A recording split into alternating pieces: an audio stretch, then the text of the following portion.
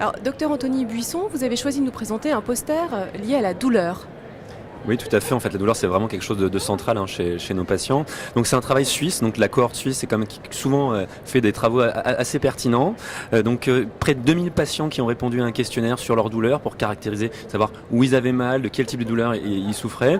On se rend compte que près des 3/4 des patients ont présenté au moins une fois une douleur dans leur vie, que ce soit pour une maladie de Crohn ou une rectocolite hémorragique, sans véritable différence entre les deux, ce qui est un petit peu nouveau.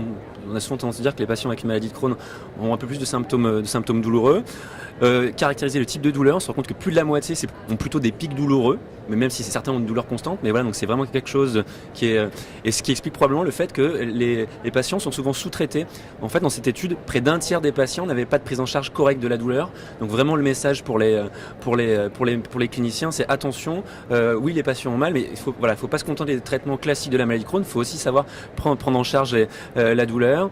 Et de manière intéressante, on regardait que plus de la moitié avait un impact sur leur qualité de vie au quotidien et plus de la moitié avait un impact véritable sur leur travail. Donc vraiment le message c'est les patients sont douloureux. Oui, il y a les traitements de la maladie de Crohn, mais il y a aussi les traitements associés, notamment les traitements antidouloureux. Alors quand même une dernière question parce que justement ça nous rapproche de l'étude que vous aviez faite sur la migraine où effectivement on sous-estimait d'une certaine façon cette migraine et le traitement qui pouvait être adéquat vis-à-vis de la migraine. Dites-nous juste un petit peu une petite chose parce que vous aviez déjà parlé de ce poster la dernière fois qu'on s'était rencontrés, mais du coup c'est pas mal de rapprocher ces deux informations, je trouve. Oui, tout à fait. En fait, effectivement, le travail qu'on avait fait, on avait montré que les migraines étaient 2 fois plus fréquentes chez les patients atteints de maladie chrono-rectocolite hémorragique au même âge et au même sexe. Donc vraiment un message assez fort et que ces migraines n'étaient pas assez traitées, n'étaient pas pris en charge puisque vraiment les patients n'étaient pas adressés au neurologue. Donc parce que comme la prise d'AINS n'est pas possible, très déconseillé en tout cas dans la maladie de Crohn, et la rectocolite hémorragique, c'est pour ça que voilà, c'est un message.